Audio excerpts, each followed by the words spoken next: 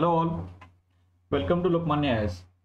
Daily current affairs answer writing प्रोग्राममध्ये आपला जो काही लेटेस्ट क्वेश्चन आहे, तर तो क्वेश्चन आपला काल आपण जो पोस्ट केला होता तो अँटी डिफेक्शन लॉ याच्यावरती क्वेश्चन होता बा.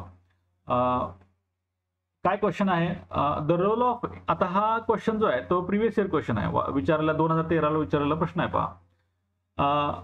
आता पुन्हा हा विचारण्याचं कारण काय की महाराष्ट्र राज्यामध्ये ही जी काही पॉलिटिकल परिस्थिती निर्माण झालेली आहे, तर त्याच्या बेसिसवरती, त्याच्या बॅकग्राऊंडवरती हा प्रश्न विचारलेला आहे.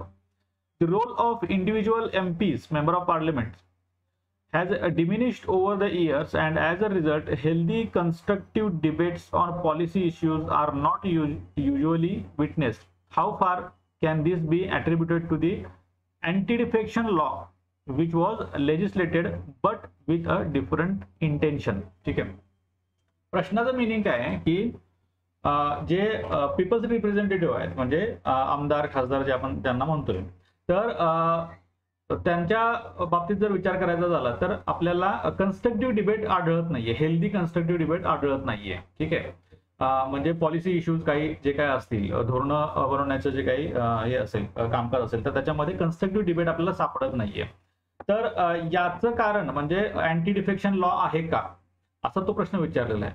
ठीक आहे, आणि त्यांनी काय लास्टला काय म्हणले, which was legislated but with different intention. तो ज्या वेळेला लेजिस्लेट केला, अँटी डिफेक्शन लॉ ज्या वेळेला आला, त्यावेळेला त्याचं इंटेन्शन काहीतरी वेगळं होतं, पण त्याचा इफेक्ट जो आहे तर तो अशा पद्धतीने झालेला आहे का, असं तुम्हाला वाटतंय का, हा प्रश्न अशा पद्धतीने तो विचारलेला आहे. प्रश्न लेंदी आहे, त्यामुळे प्रश्न व्यवस्थित समजून घेणं खूप गरजेचं आहे. ठीक आहे, प्रश्न जर समजला नसेल तर उत्तर लिहिण्यामध्ये काहीच पॉईंट नाही. अँटी डिफेक्शन लॉ फक्त एवढं वाचून त्याचं सगळं रामायण लिहिण्यात काही पॉईंट नाही, तुम्हाला मार्क्स मिळणार नाही. प्रश्न काय आहे, प्रश्नाची डिमांड काय आहे, त्याच्यावरती फोकस करणं गरजेचं आहे. तो हेल्दी डिबेटच्या संदर्भामध्ये त्यांनी प्रश्न विचारला. हेल्दी डिबेट होत नाहीये. आता तिथं महाराष्ट्रामध्ये जी काही परिस्थिती निर्माण झालेली आहे, एका पॉलिटिकल पार्टीमधले काही जे लेजिस्लेटर्स आहेत, आमदार आहेत, तर ते निघून दुसरीकडे गेलेले आहेत, आणि त्यांचं काय म्हणणं आहे की फंडिंग जे होत आहे ते फंडिंग नीट होत नाहीये, किंवा काही एका राज्यातल्या एका भागाला जास्त महत्व दिले जाते, दुसऱ्या भागाला महत्व दिले जात नाहीये, किंवा आता सध्या जे काय ते आघाडी सरकार आहे. आता मी कोणाचं नाव घेऊन बोलत नाही या ठिकाणी, because we are preparing an answer for UPSC mains, civil services mains exam. कधीही तुम्ही आन्सर लिहिताना कुठल्याही पॉलिटिकल पार्टीचं नाव घ्यायचं नाही, कुठल्याही व्यक्तीचं नाव घ्यायचं नाही, हे लक्षात ठेवायचं. कोणत्याही पॉलिटिकल पार्टीचं कुठेही त्याचा रेफरन्स आला नाही पाहिजे. फक्त तिथं सिच्युएशन जी काही निर्माण झाली आहे ती with reference to time period. ठीक आहे, टाइम पिरियडचा रेफरन्स देऊन ती सिच्युएशन तशी जर मेन्शन केली की बाबा आता 2022 मध्ये महाराष्ट्र राज्यामध्ये अशी परिस्थिती निर्माण झाली होती. ठीक आहे, जे रोलिंग अलायन्स आहे तर त्यातलं एक जे घटक पक्ष जो आहे, तर त्या घटक पक्षातले काही आमदार हे निघून गेलेले होते बाहेर, आणि त्यांचं असं म्हणणं होतं, ठीक आहे, की दुसरा घटक पक्ष, ज्या अलायन्स मधला दुसरा घटक पक्ष आहे, त्या घटक पक्षाकडून त्या पक्षाच्या ज्या मागण्या आहेत, इतर घटक पक्षांच्या मागण्या आहेत, त्या मागण्या मान्य केल्या जात नाहीयेत वगैरे, असं जे काही आहे ते. ठीक आहे, तर असं कोणाचंही नाव न घेता, कोणत्याही पक्षाचं नाव न घेता तुम्हाला ते आन्सर प्रिपेअर करायचं आहे. ठीक आहे, तर आता या ठिकाणी काय म्हटलं की हेल्दी कन्स्ट्रक्टिव्ह डिबेट होत नाहीये, म्हणजे आताच जे काही आमदारांचा जो काही गट फुटून गेलेला आहे, तर त्यांचं म्हणणंच असं आहे की आमच्या ज्या मागण्या आहेत त्या मान्य होत नाहीयेत.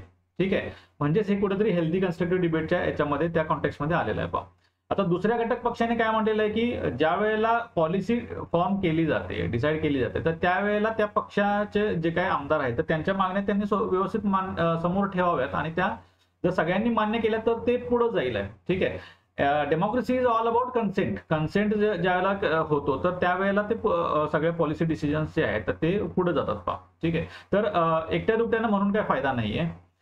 इथं या ठिकाणी काय की सर्वमान्य जर असेल तर त्या ठिकाणी ते डिसिजन्स किंवा ते लॉज वगैरे त्या पद्धतीने पास केले जातात. जे आपली पार्लमेंटरी सिस्टीम आहे, पार्लमेंटरी सिस्टीमचाच अर्थ असा आहे की ज्यावेळेला आपली एखादी मागणी आहे तर ती पार्लमेंटमध्ये मान्य झाली पाहिजे, सगळ्यांच्या समोर ती, म्हणजे मेजॉरिटीनं किंवा जे काही स्पेशल मेजॉरिटी वगैरे दिलेले आहेत, तर त्या प्रोसिजरनं त्या गोष्टी मान्य झाल्या पाहिजेत.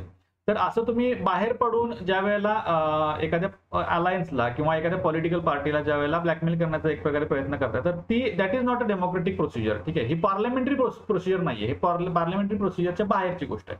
Okay, this is about that constructive debate. आता अँटी डिफेक्शन लॉ, हे सगळं अँटी डिफेक्शन लॉच्या मुळे होतंय का, तर नो, त्याचा आन्सर जे आहे तर ते आन्सर नो असायला पाहिजे. पहा, अँटी डिफेक्शन लॉचा आणि त्याचा काही संबंध नाहीये. अँटी डिफेक्शन लॉ आणला होता कशाबद्दल, त्याची जर पार्श्वभूमी आपण बघायला गेलं, बॅकग्राऊंड बघायला गेलं, तर त्याचा आणि याचा काही संबंध नाहीये. ठीक आहे, तर ते बघू आपण अँटी डिफेक्शन लॉ का आला, कसा आला, किंवा त्याचं इंटेन्शन काय होतं ते बघू आपण. ठीक आहे. पण हे जे काय म्हटलेलं आहे की कन्स्ट्रक्टिव्ह डिबेट जो आहे, तर कन्स्ट्रक्टिव्ह डिबेट कोणत्याही पक्षाला, कोणत्याही पक्षाच्या आमदार खासदार जे असतील, एमपी किंवा एमएलए असतील, तर त्यांना मंत्रिमंडळामध्ये किंवा त्या विधिमंडळामध्ये, पार्लमेंटमध्ये आपलं मत मांडण्यापासून कोणताही लॉ रोखत नाही. पहा, ठीक आहे, आपलं मत, त्यांचं जे काही मत असेल तर ते व्यक्त करण्यापासून कोणताही लॉ रोखत नाही, इव्हन अँटी डिफेक्शन लॉ. ठीक आहे, अँटी डिफेक्शन लॉ तुम्हाला ऑफकोर्स सांगतोय की तुम्ही पार्टीच्या विरोधात नाही बोललं पाहिजे. ठीक आहे, पार्टीचे जे काही पॉलिसी आहे त्याच्या विरोधात नाही बोललं पाहिजे, बट तुम्ही तुमच्या मताची पार्टीचं जे काही तुमचे जे एमएलए आहेत तर त्या एमएलएच्या समोर तुमचं मत तुम्ही मांडू शकता. ओके, पार्टीचे ऑफकोर्स काही कंपल्शन्स असतील अलायन्स मध्ये आल्याच्या नंतर. आता ठीक आहे, अलायन्स किंवा जे युती सरकार जे काय आहे ते 70-80 च्या दशकापासून ही गोष्ट पुढे आलेली आहे. कारण की त्याच्या आधी काय होतं, फक्त एकाच पार्टीचं सत्ता होती, म्हणजे काँग्रेस पार्टी जी होती, काँग्रेस पार्टी ही डॉमिनंट होती आणि सिंगल पार्टी रूल असल्यासारखी एक परिस्थिती निर्माण होती. तर पण त्याच्यानंतर 70चे जे काही एमर्जन्सीच्या नंतरचा जो काही कालावधी आपण म्हणतोय, तर त्या ठिकाणी अलायन्सचं जे काही हे आहे, अलायन्सच्या संदर्भातला जो काही फेनोमेना आहे तो आपल्या इंडियामध्ये आपल्याला दिसतोय. तर ज्यावेळेला अलायन्स असतं तर त्यावेळेला घटक पक्षांवरती काहीतरी कंपल्शन असतं आणि त्या कंपल्शनच्या बाहेर त्यांना जाता येत नाही. ठीक आहे, सो हे जे काही कंपल्शन वगैरे जे काय हे पॉलिटिकल गोष्टी आहेत. ठीक आहे, या पॉलिटिकल गोष्टी आहेत, ह्या लेजिस्लेटिव्ह गोष्टी नाही आहेत. ठीक आहे, लेजिस्लेटिव्ह गोष्टी नाही आहेत, ह्या पॉलिटिकल गोष्टी ज्या आहेत त्या वेगळ्या आहेत. त्या पॉलिटिकल पार्टीजनी त्या सॉर्ट आउट करण्याच्या गोष्टी आहेत. अँटी डिफेक्शन लॉचा आणि त्याचा काही संबंध नाही. अँटी डिफेक्शन लॉचे इंटेन्शन्स काय होते तर ते आपण बघूया. आता हा प्रश्न विचारण्याचं कारण काय आहे की जे आता जसं तुम्हाला सांगितलं की महाराष्ट्रामध्ये जो पॉलिटिकल क्रायसिस निर्माण झालेला आहे आणि अँटी डिफेक्शन लॉवरती 3 वेळा प्रश्न अगोदर विचारलेला आहे, 2 वेळा प्रिलियम मध्ये प्रश्न विचारलेला आहे. जे 10th शेड्यूल आहे, अँटी डिफेक्शन लॉ कधी आला, 1985 ला, 1985 ला 52वी घटना दुरुस्ती झाली आणि त्याच्यानंतर तो लॉ अस्तित्वात आला. पहा, त्या 52व्या घटना दुरुस्तीलाच ऍक्च्युअली तो कॉन्स्टिट्यूशन 52nd अमेंडमेंट ऍक्ट, तो जो ऍक्ट आहे तर त्यालाच अँटी डिफेक्शन लॉ आपण असं म्हणतो.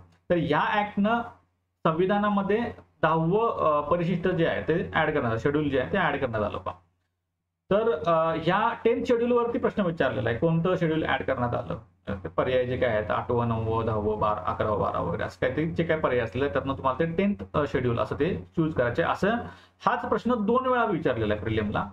आणि 2013ला जसं तुम्हाला तो प्रश्न आता आपला समोरचा जो प्रश्न आहे तर तो 2013ला मेन्सचा विचारलेला प्रश्न. आणि याच्यावरती जे आहे अँटी डिफेक्शन लॉ वरती हे एक खूप चांगलं आर्टिकल आलेलं आहे. त्याच्यामध्ये वेगवेगळे प्रोव्हिजन्स आहेत, म्हणजे कोणाचा काय रोल आहे, गव्हर्नरचा काय रोल आहे, स्पीकरचा काय रोल आहे, डिफेक्शन कशा पद्धतीने डिसाईड केलं जातं. ठीक आहे, तर हे सगळे जे काही फॅक्च्युअल डिटेल्स आहेत ते तुम्हाला त्या याच्यामध्ये सापडतील. आणि ऑफकोर्स आपण आपले रेफरन्स बुक्स वाचत असतो. ठीक आहे, एम लक्ष्मीकांत हे आपण सर्वजण वाचत असतो, तर त्याच्यामध्ये सुद्धा तुम्हाला ते सापडतील, किंवा इतर कोणतेही बुक्स आहेत. ठीक आहे, तर त्या याच्यामध्ये तुम्हाला ते कश्यप आहे किंवा बसूंचं बुक आहे, तर त्याच्यामध्ये तुम्हाला ते हे प्रोव्हिजन सापडतील. पहा, 10th शेड्यूल हे पूर्णपणे वाचून घेतलं पाहिजे, वर्ड टू वर्ड जे आहे. तर त्याचा जो काही बेअर ऍक्ट जो आहे तो बेअर ऍक्ट वाचलाच पाहिजे. 10th शेड्यूल हे पूर्णपणे वाचलं पाहिजे, त्याच्यामध्ये काय कोणते प्रोव्हिजन्स आहेत डिस्क्वालिफिकेशनच्या ते वाचल्याच पाहिजेत. पहा, ठीक आहे. नाव आता जर अँटी डिफेक्शन लॉच्या बद्दल काही माहिती घ्यायची झाली, जे बेसिक जी माहिती आहे ती काय बेसिक माहिती आहे. पहा, हा लॉ कधी आलेला आहे, 1985 मध्ये आलेला आहे, तो म्हणजे 52nd अमेंडमेंट ऍक्ट, त्याला आपण अँटी डिफेक्शन लॉ म्हणतो. 10th शेड्यूल हे त्याच्यानं ऍड करण्यात आलं आपल्या कॉन्स्टिट्यूशन मध्ये. आणि हाच लॉ जो आहे तो 91st अमेंडमेंट ऍक्टने 2003च्या 91st अमेंडमेंट ऍक्टने थोडासा अमेंड करण्यात आला, त्याच्यामध्ये थोडीशी दुरुस्ती करण्यात आलेली आहे. पहा, तर ती दुरुस्ती काय ती बघूया. आता अँटी डिफेक्शन लॉ ज्या वेळेला येतो तर त्यावेळेला ह्या टर्म्स तुम्हाला ज्या समोर तुमच्या आहेत, floor crossing, turn coating, switching parties and political horse trading. ह्या पॉलिटिकल हॉर्स ट्रेडिंग ही टर्म आपल्याला जास्त आता चर्चेत आहे. पहा, तर ह्या टर्म्स आपल्याला चर्चेमध्ये असलेल्या दिसतात, म्हणजे माध्यमांच्या स्वरूपातून, म्हणजे जे काही न्यूज मीडिया आहे किंवा प्रिंट मीडिया वगैरे जे आहे तर त्याच्यामध्ये ह्या तुम्हाला टर्म्स मिळतात. तर याचं मिनिंग काय आहे किंवा ह्या टर्म्सचं आणि दुसरी जास्त महत्वाची जी टर्म आहे ती म्हणजे आयाराम गयाराम ही जी काय आहे बा, तर 1967च्या नंतर ही टर्म अस्तित्वात आली. ती का आलेली आहे ती पण बघू. आणि floor crossing, turn coating, switching parties ह्याचं सगळ्यात जे काही कॉमन जे मिनिंग आहे ते म्हणजे काय की ज्या वेळेला एखादा रिप्रेझेंटेटिव्ह आहे तर एका पार्टीच्या तिकीटवरती तो निवडून येतो आणि निवडून आल्याच्या नंतर तो पार्टी चेंज करतो. ठीक आहे, एका पार्टीतून दुसऱ्या पार्टीमध्ये जातो. तर यालाच हे सगळं जे काय पॉलिटिकल हॉर्स ट्रेडिंग वगैरे जे काय, आता हे का जातो त्याच्या पाठीमागची जी कारणं जर शोधायला गेली तर ते त्याच्यानंतर मग ते जे काही फ्रेज आहे तर ती त्याला अप्लाय होईल, ते ऍडवर त्याला अप्लाय होईल. म्हणजे त्यानं फ्लोर क्रॉसिंग केली आहे का किंवा पॉलिटिकल हॉर्स ट्रेडिंग झालेलं आहे का, म्हणजे एका पॉलिटिकल पार्टीनं दुसऱ्या पॉलिटिकल पार्टीमधल्या जे काही मेंबर्स आहेत एमएलए किंवा एमपीज आहेत त्यांना काहीतरी प्रलोभन देऊन त्यांना एक प्रकारे विकत घेतल्यासारखं होतंय का, तर त्यावेळेला हॉर्स ट्रेडिंग असं आपण ज्यावेळेला म्हणतोय पहा. ठीक आहे, म्हणजे घोडे बाजार जे मराठीमध्ये. त्यानंतर आयाराम गयाराम ही एक टर्म त्याच्या संदर्भामध्ये खूप फेमस आहे. 1967 मध्ये काँग्रेसचे एक मेंबर होते, लेजिस्लेटर होते, हरियाणा राज्यातले ते आमदार होते, गयालाल असं त्यांचं नाव होतं. तर त्यांनी एका दिवसामध्ये 24 तासाच्या पिरियडमध्ये 3 वेळा डिफेक्शन केलं होतं, म्हणजे 3 वेळा पार्टी चेंज केली होती. पहिल्यांदा ते काँग्रेसमधून जनता पार्टीमध्ये गेले, पुन्हा जनता पार्टीमधून काँग्रेसमध्ये आले आणि पुन्हा काँग्रेसमधून जनता पार्टीकडे गेले. ठीक आहे, असं 3 वेळा त्यांनी 24 तासाच्या पिरियडमध्ये 3 वेळा त्यांनी डिफेक्शन केलं, म्हणून त्या नावावरून ते आयाराम गयाराम असं ते एक म्हण पडली बा. ठीक आहे, तर ही डिफेक्शनच्या संदर्भामध्ये ही म्हण खूप महत्वाची आहे. तुम्ही ऑलरेडी एनसीईआरटी मध्ये कदाचित वाचली असेल. ठीक आहे, I am not sure NCERT मध्ये ती आहे की नाही, बट आपण ज्या वेळेला पॉलिटिकल सायन्सचा म्हणजे बेसिक जे आहे जीएस साठी जे वाचतो तर त्याच्यामध्ये ही टर्म येतेच पहा, कुठे ना कुठे तुम्ही नक्की वाचते असेल. प्रायमरी इंटेन्शन काय होतं हा लॉ आणण्याचं, तर टू कर पॉलिटिकल करप्शन थांबलं पाहिजे. म्हणजे जे मेंबर्स आहेत निवडून आलेले जे काही रिप्रेझेंटेटिव्ह आहेत तर ते ज्या वेळेला निवडून येतात, निवडून आल्याच्या नंतर त्यांचे पॉलिटिकल जे काही हे आहे पॉलिटिकल अलिजियन्स तर ते अलिजियन्सच्या संदर्भामध्ये काही करप्शन होऊ नये. ठीक आहे, म्हणजे हॉर्स ट्रेडिंग जे आपण म्हणतो तर ते हॉर्स ट्रेडिंग वगैरे होऊ नये. त्याच्यानंतर to strengthen democracy by bringing stability to politics. ज्या वेळेला असं डिफेक्शन होतं त्यावेळेला काय होतं की सरकार धोक्यामध्ये येतं. ज्या वेळेला रुलिंग पार्टीमधले जे काही मेंबर्स आहेत तर ते ज्यावेळेला बाहेर पडायला लागतात, ठीक आहे, पार्टी चेंज करायला लागतात, त्यावेळेला काय होतं की ती रुलिंग पार्टी जी आहे किंवा ते गव्हर्नमेंट आहे तर ते गव्हर्नमेंट इनस्टेबल व्हायला सुरुवात होते, अस्थिरता यायला सुरुवात होते आणि त्याच्यामुळे काय होतं डेमोक्रेसी धोक्यामध्ये येते.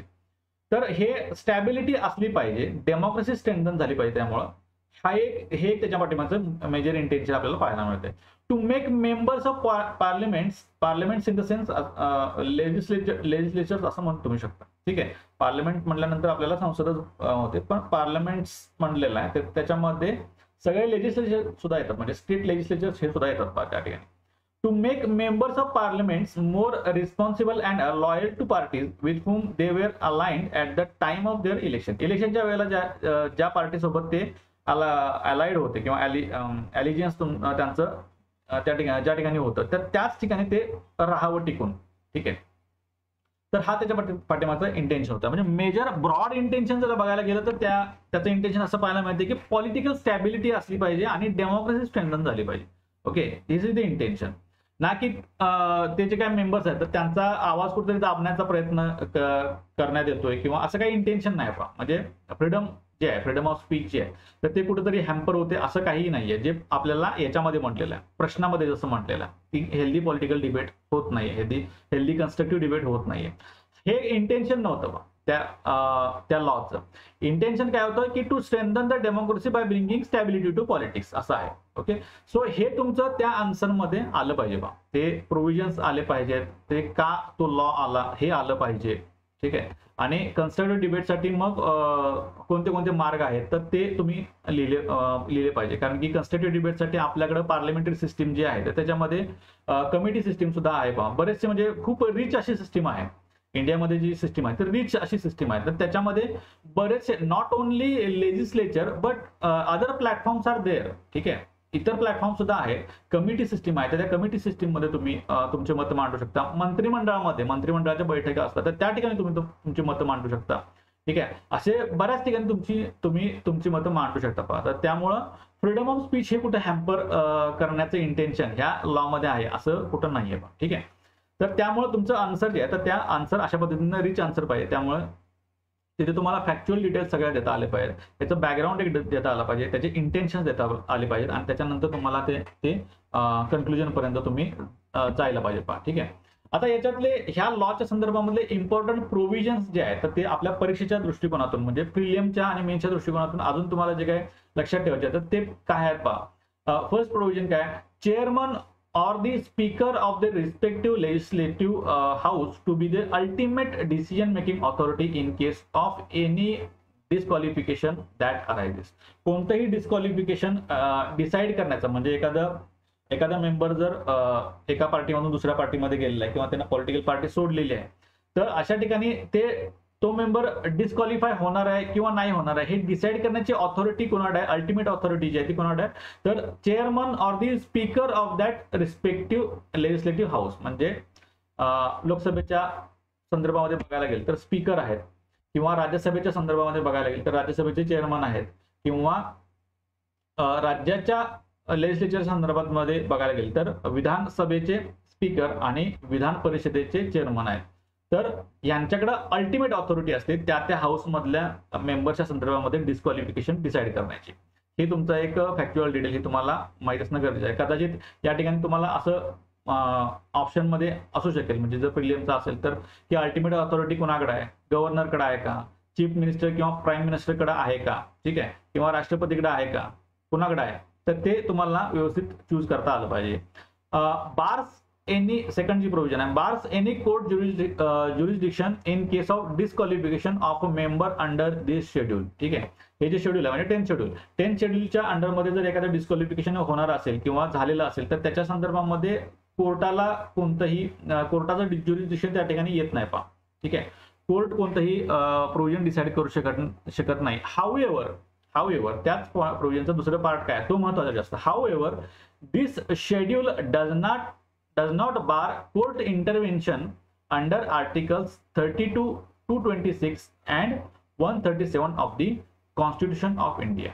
ठीक आहे, आर्टिकल 32, 226 आणि 137 जे आहे तर त्या आर्टिकलच्या अंडरमध्ये ज्या वेळेला एखादा मेंबर जे आहे ते कोर्टाला जर अप्रोच करत असेल की डिस्क्वालिफाय करण्यात आलेला आहे आणि ते चुकीच्या पद्धतीने डिस्क्वालिफाय करण्यात आलेलं आहे तर अशा परिस्थितीमध्ये 10th शेड्यूल हे कोर्टाचं ज्युरिस्डिक्शन जे आहे ते बार करत नाही पहा. ठीक आहे, त्यामुळं आपल्याला कोर्टाकडं कुठे ना कुठेतरी ज्युरिस्डिक्शन किंवा ऑथॉरिटी असलेलं पाहायला मिळते पहा. ठीक आहे, म्हणजे ह्या संदर्भामध्ये डिस्क्वालिफिकेशनच्या संदर्भामध्ये कोर्ट जे आहे हायकोर्ट असेल किंवा सुप्रीम कोर्ट असेल तर ते इंटरव्हीन करू शकतं. ठीक आहे, इंटरव्हीन करू शकतं. पण तुम्हाला प्रश्न काय आहे तर प्रश्न तो व्यवस्थित नीट पाहिजे. ठीक आहे, तर 10th शेड्यूल हे बार करत नाही म्हणजे एक्सप्रेसली बार करत नाही, टोटल म्हणजे ब्लँकेट बार असं कुठलाही नाहीये पहा कोर्टाच्या ज्युरिस्डिक्शन वरती. ठीक आहे.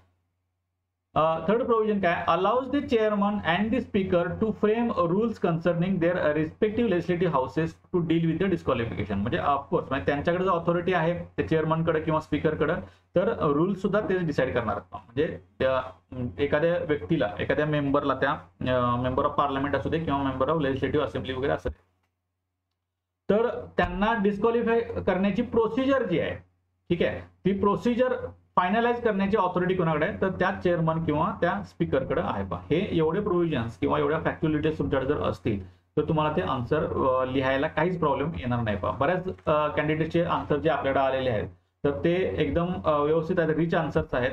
काही कॅन्डिडेट्सना तिथपर्यंत पोहोचता आलेलं नाहीये तर त्यामुळे अँटी डिफेक्शन लॉच्या संदर्भामध्ये माहिती घेणं किंवा त्याचा अभ्यास करणं हे खूप गरजेचं आहे पहा. परीक्षेमध्ये नक्की हा प्रश्न हिट होऊ शकतो आणि आपल्या सिलेबसमध्ये सुद्धा त्या गोष्टी आहेत पहा, अँटी डिफेक्शन लॉच्या संदर्भामध्ये आहेत पहा, तर ते बघून घेणं गरजेचं आहे. आता हा झाला आपला जो लेटेस्ट प्रश्न होता अँटी डिफेक्शन लॉच्या संदर्भामध्ये हे सगळी डिस्कशन होतं पहा. नेक्स्ट क्वेश्चन जो आहे तर आजचा क्वेश्चन जो तुमच्या समोर आहे आपल्या मेन्ससाठी तर तो क्वेश्चन काय पहा. Critically discuss mission Karmayogi programme launched by the government of India to build civil service capacity असं म्हणलेलं आहे. क्रिटिकली डिस्कस म्हणलेलं आहे. क्रिटिकली ज्यावेळेला डिस्कस आपण करतो क्रिटिकली हा शब्द ज्यावेळेला येतो त्यावेळेला दोन्ही बाजूला यायच्या. 15 मार्कासाठी प्रश्न विचारला आहे. काही जण तुम्ही फ्रीडम घेऊ शकता की 10 मार्काला सुद्धा अटेम्प्ट करण्याचे. 10 मार्काचं म्हणजे 150 वर्डचं लिमिट ठेवून मग ते अटेम्प्ट करण्याचं तसं एक करू शकता. आणि काही जण 15 मार्कासाठी सुद्धा करू शकतात पहा. म्हणजे दोन्ही केलं तरी हरकत नाही, 10 मार्कासाठी आणि 15 मार्कासाठी, कारण की ते वर्ड लिमिटच्या मानानं आपलं आन्सरचं ते चेंज होऊन जाईल पहा. आन्सर थोडंसं चेंज होणार नाही, पण थोडंसं कॉम्प्रेस होईल. 10 मार्काचं म्हणायला गेलं तर थोडंसं कॉम्प्रेस होईल. तर ते आपल्याला करून बघायचं आहे पहा. मिशन कर्मयोगी जो प्रोग्राम आहे त्याच्याविषयी माहिती घ्या आणि त्याच्यानंतर हा प्रश्न तुम्ही अटेम्प्ट करा. ठीक आहे, थँक्यू.